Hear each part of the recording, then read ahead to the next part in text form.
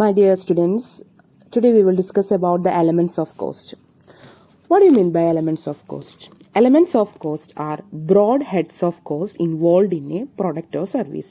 There are three elements of cost: material, labor, expenses. Okay, so elements of cost is the analysis of the total cost into materials, labor and expenses. That's why we called it as an elements. So this is a chart and it shows the various elements of cost. First of all, the cost is divided into material, labor and expenses. And material again, direct material, indirect material, labor, direct labor, indirect labor, expenses, direct expenses and indirect expenses. And indirect expenses are further classified into factory work overhead, administration overhead, selling and distribution overhead. So matters of the substances are of two types: direct materials and indirect material. Direct material എന്നും indirect material എന്നും നമുക്ക് പറയാം. ഇനി direct material എന്ന് പറഞ്ഞു കഴിഞ്ഞാൽ എന്താണ്? Direct material എന്ന് പറഞ്ഞു കഴിഞ്ഞാൽ those material which can conveniently be identified with and allocated to a particular job, product or process. അതായത് ഡയറക്റ്റ് മെറ്റീരിയൽ, ഈ മെറ്റീരിയൽസ് നമുക്ക് വി ക്യാൻ അലോക്കേറ്റ് ഒരു പെർട്ടിക്കുലർ ജോബിലേക്കോ ഒരു പെർട്ടിക്കുലർ പ്രോഡക്റ്റിലേക്കോ ഒരു പെർട്ടിക്കുലർ പ്രോസസ്സിലേക്കോ നമുക്ക് ഇവരെ കൺവീനിയൻ്റ്ലി ഐഡന്റിഫൈ ചെയ്യാനും അലോക്കേറ്റ് ചെയ്യാനും പറ്റും.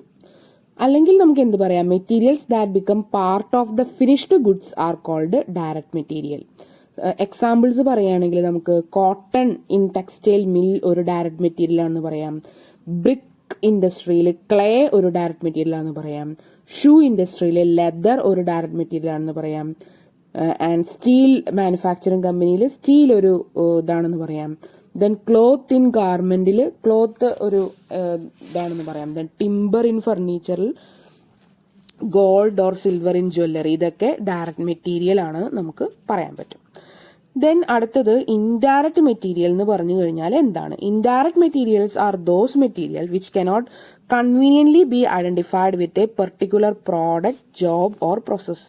Therefore, they cannot be allocated to a job or process. Generally, these do not form a part of the finished product. Examples of indirect material are oil, grease, lubricants, consumable stores, cleaning materials, cotton waste, coal, printing and stationery materials. ഇതെല്ലാം നമുക്ക് ഒരു part of finished products ആണെന്ന് പറയാം. അതുകൊണ്ടാണ് ഇതിനെ indirect material എന്ന് പറയുന്നത്.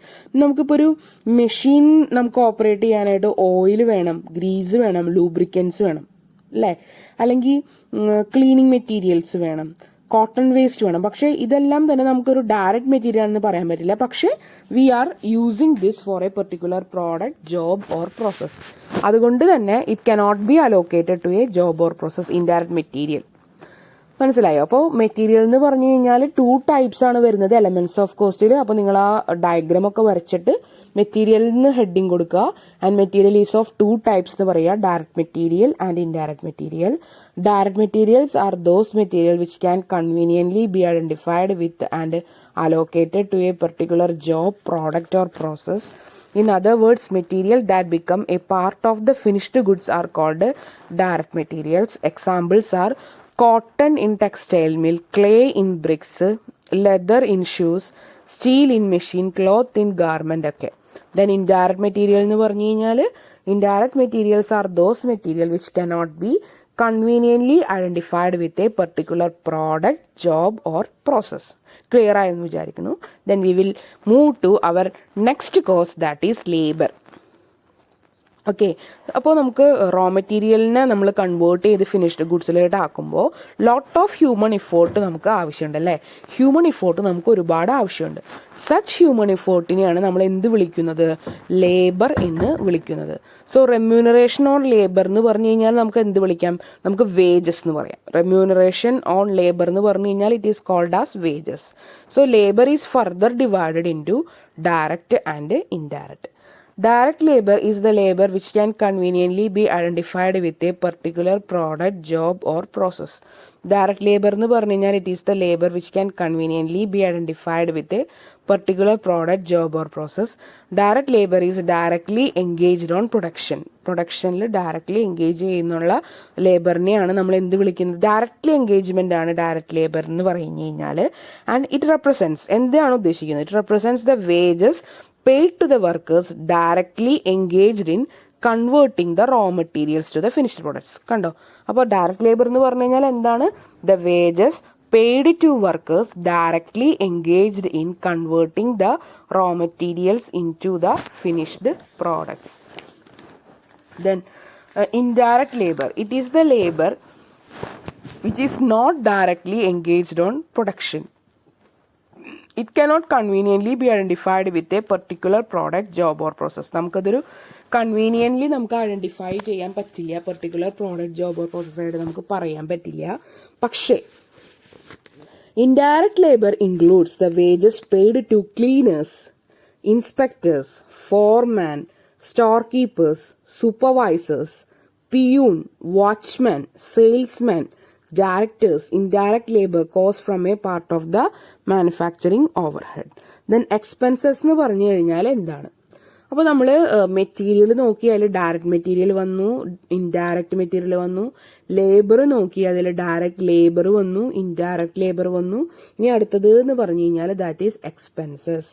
All cost other than material and labour are termed as expenses. മെറ്റീരിയലും ലേബറും ഒഴിച്ചിട്ടുള്ള ബാക്കി എല്ലാ കോസ്റ്റിനെയും നമ്മൾ എന്ത് വിളിക്കുന്നു? എക്സ്പെൻസസ് എന്ന് വിളിക്കുന്നു. So expenses are of two types, direct expenses and indirect expenses. അപ്പോൾ ഡയറക്റ്റ് എക്സ്പെൻസസ് ആദ്യം എന്താണെന്ന് നോക്കാം. Direct expenses are those expenses which are neither direct material nor the direct labor. Okay, direct expenses എന്ന് പറഞ്ഞു കഴിഞ്ഞാൽ എന്താണ്? Direct expenses are those expenses which are neither direct material nor direct labor, but are directly charged to the product or job process. And അതുപോലെ direct എക്സ്പെൻസസിന് മറ്റൊരു പേരാണ്, that is chargeable expenses അല്ലെങ്കിൽ prime cost expenses അല്ലെങ്കിൽ product expenses എന്നുള്ളത്. അപ്പോൾ examples പറയുകയാണെങ്കിൽ direct എക്സ്പെൻസിൻ്റെ that is special drawings, designs, patterns, models, experimental cost, cost of patterns and royalties, travelling expenses to the site, cost of rectification of defective work, excise duty. ഇതൊക്കെ ഏതിൽ വരുന്നതാണ്? Direct എക്സ്പെൻസസിൻ്റെ examples ആയിട്ട് നമുക്ക് പറയാൻ പറ്റുന്നതാണ്. അപ്പോൾ ഡയറക്റ്റ് എക്സ്പെൻസസ് എന്ന് പറഞ്ഞു കഴിഞ്ഞാൽ these expenses are not taken into the account. Indirect expenses എന്ന് പറഞ്ഞു കഴിഞ്ഞാൽ those which cannot be identified with a particular product or a job, they are apportioned to or absorbed by the cost centre or cost unit. Examples of indirect expenses എന്ന് പറഞ്ഞു കഴിഞ്ഞാൽ rent, rates, taxes, insurance, depreciation, repairs, maintenance, carriage, advertising, power and lighting. ഇതൊക്കെ indirect എക്സ്പെൻസസിൽ വരുന്നതാണ്.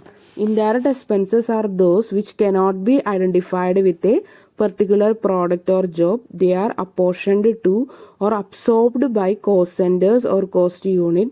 They include all indirect costs other than indirect material and indirect labor. So എല്ലാ കോസ്റ്റും other than indirect material and ലേബറിനെയാണ് നമ്മൾ എന്ത് വിളിക്കുന്നത്? Indirect expenses എന്ന് വിളിക്കുന്നത്. ഇനി എക്സാമ്പിൾസ് ഓഫ് ഇൻഡയറക്റ്റ് എക്സ്പെൻസസ് എന്ന് പറഞ്ഞു കഴിഞ്ഞാൽ rent, rates, taxes, insurance, depreciation, repairs and maintenance, carriage, advertising, power and lighting. ഇതെല്ലാം ഇൻഡയറക്റ്റ് എക്സ്പെൻസസിൽ വരുന്നതാണ്. ദെൻ അടുത്തത് പറഞ്ഞു കഴിഞ്ഞാൽ ഓവർ ഹെഡ്സ് ആണ്. അപ്പോൾ ഓവർ ഹെഡ്സ് നമ്മൾ എന്താണെന്ന് നോക്കാം. അപ്പോൾ ഡയറക്റ്റ് എക്സ്പെൻസസ് കഴിഞ്ഞു, ഇൻഡയറക്റ്റ് എക്സ്പെൻസസ് കഴിഞ്ഞു. ഇനി ഇൻഡയറക്റ്റ് എക്സ്പെൻസസിൽ വരുന്നതാണ് എന്തെല്ലാം? ഓവർ ഹെഡുകൾ. നമുക്കറിയാം ഓവർ ഹെഡ് തന്നെ പലതരത്തിലുണ്ട്. ഏതൊക്കെ? Factory over head, office over head, selling over head, distribution over head. Okay, അപ്പോൾ ആദ്യം തന്നെ ഫാക്ടറി ഓവർ ഹെഡ് എന്താണെന്ന് നോക്കാം. Over head are indirect charges. Indirect ചാർജസിനെയാണ് നമ്മൾ എന്ത് വിളിക്കുന്നത്? ഓവർ ഹെഡ്സ് എന്ന് വിളിക്കുന്നത്.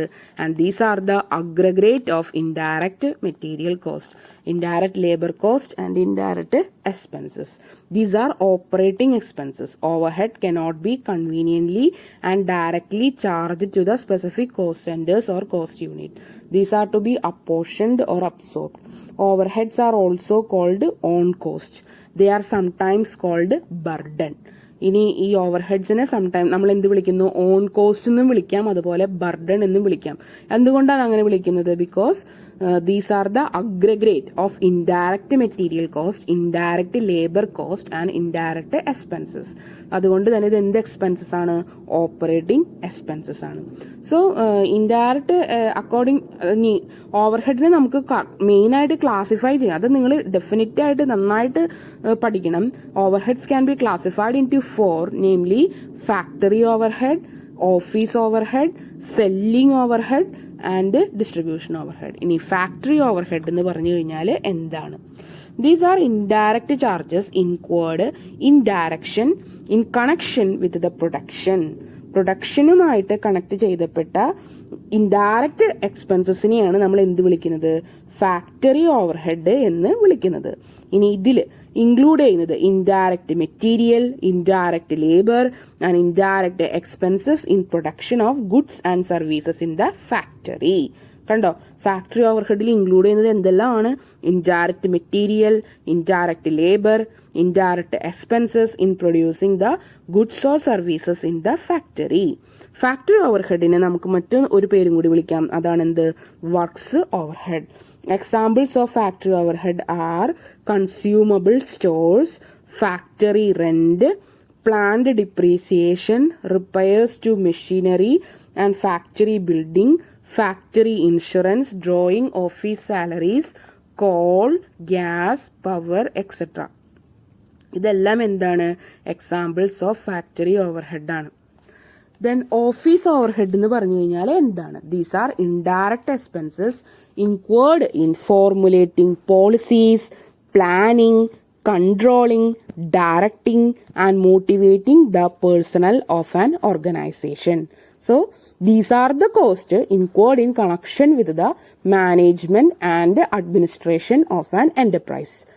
And മാനേജ്മെന്റ് അത് എന്തെല്ലാം എക്സ്പെൻസസ് ആണോ മാനേജ്മെന്റിന് വേണ്ടിയിട്ട്, അഡ്മിനിസ്ട്രേഷൻ ഓഫ് ആൻ എന്റർപ്രൈസിന് വേണ്ടിയിട്ട് ഇൻക്വയർ ചെയ്യുന്നത്, അതിനെല്ലാം തന്നെ നമ്മൾ എന്ത് വിളിക്കുന്നു? ഓഫീസ് ഓവർഹെഡ് എന്ന് വിളിക്കുന്നു. And examples of the office overhead നമുക്ക് എന്തൊക്കെ പറയാം? Office rent, office salary, postage, printing and stationery, legal charges, audit fees, accountant salary, office lighting and heating, depreciation of furniture, telephone charges, directors fees, etc. Selling overhead എന്ന് പറഞ്ഞു കഴിഞ്ഞാൽ എന്താണ്?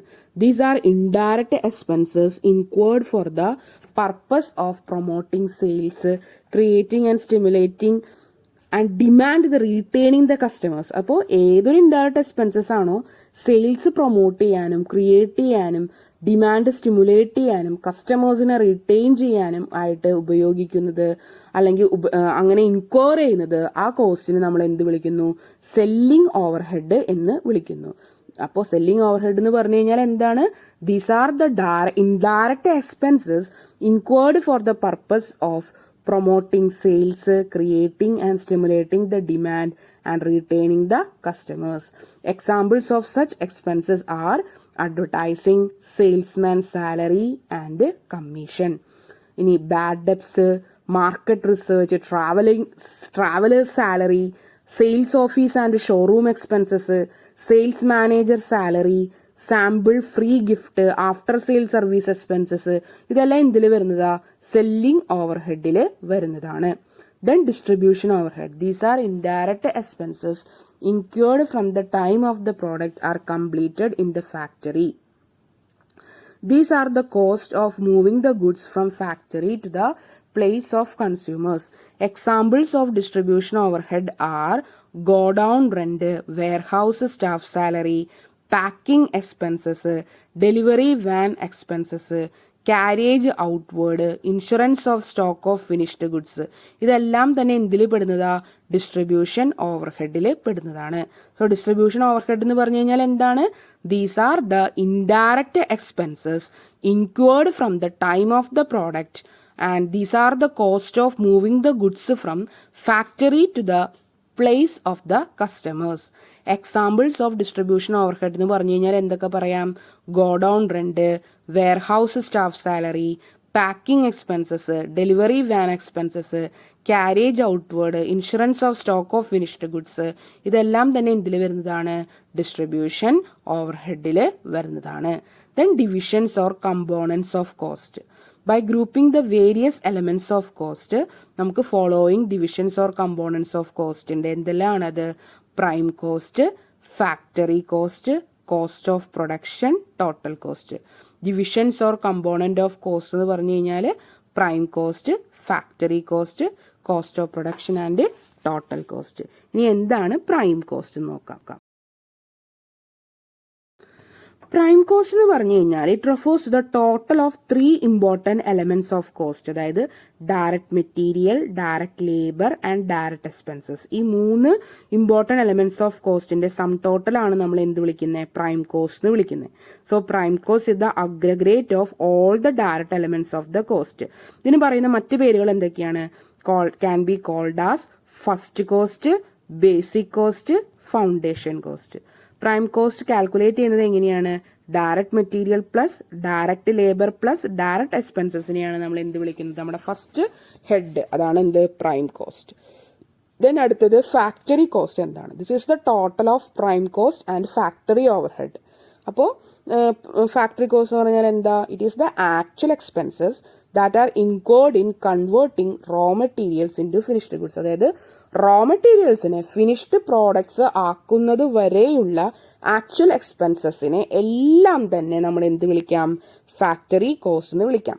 Factory കോസ്റ്റിന്റെ മറ്റൊരു പേരാണ് work cost.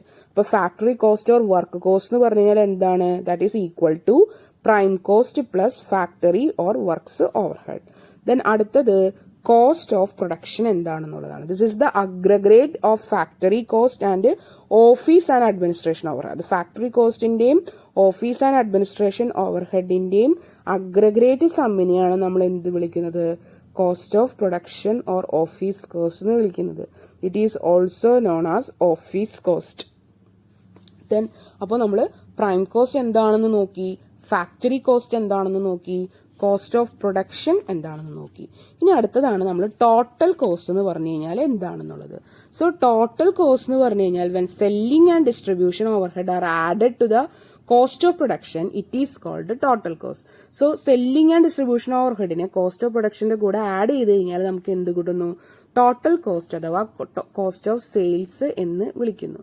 Total cost or cost of sales is equal to cost of production plus selling and distribution over head. Following chart എന്ന് പറഞ്ഞു കഴിഞ്ഞാൽ direct material plus direct labour plus direct expenses എന്ന് പറഞ്ഞു കഴിഞ്ഞാൽ prime cost ആണ്. Prime cost plus factory over head ചെയ്യുമ്പോൾ നമുക്ക് എന്ത് കിട്ടുന്നു? ഫാക്ടറി കോസ്റ്റ് അഥവാ വർക്ക് കോസ്റ്റ് കിട്ടുന്നു. വർക്ക് കോസ്റ്റിന്റെ കൂടെ ഓഫീസ് ആൻഡ് അഡ്മിനിസ്ട്രേഷൻ ഓവർ ഹെഡും കൂടി ആഡ് ചെയ്യുമ്പോൾ നമുക്ക് കോസ്റ്റ് ഓഫ് പ്രൊഡക്ഷൻ കിട്ടുന്നു. ദെൻ കോസ്റ്റ് ഓഫ് പ്രൊഡക്ഷന്റെ കൂടെ selling and distribution over head add ചെയ്യുമ്പോൾ നമുക്ക് എന്ത് കിട്ടുന്നു? ടോട്ടൽ കോസ്റ്റ് കിട്ടുന്നു. അപ്പോൾ ഈ ഒരു ഹയറാക്കി അല്ലെങ്കിൽ ഈ ഒരു സ്റ്റെപ്പ് ബൈ സ്റ്റെപ്പ് ഏതൊക്കെ ഹെഡുകളാണ് വരുന്നതെന്നുള്ളത് നിങ്ങൾ മനസ്സിൽ എപ്പോഴും നന്നായിട്ട് പഠിച്ച് ബൈ ഹാർട്ട് ചെയ്ത് വെക്കണം. അപ്പോൾ ഫസ്റ്റ് ഓഫ് ഓൾ എന്തായിട്ട് പറയുക? Direct material plus direct labour plus direct expenses prime cost ആണ് എന്ന് പഠിച്ച് വെക്കുക.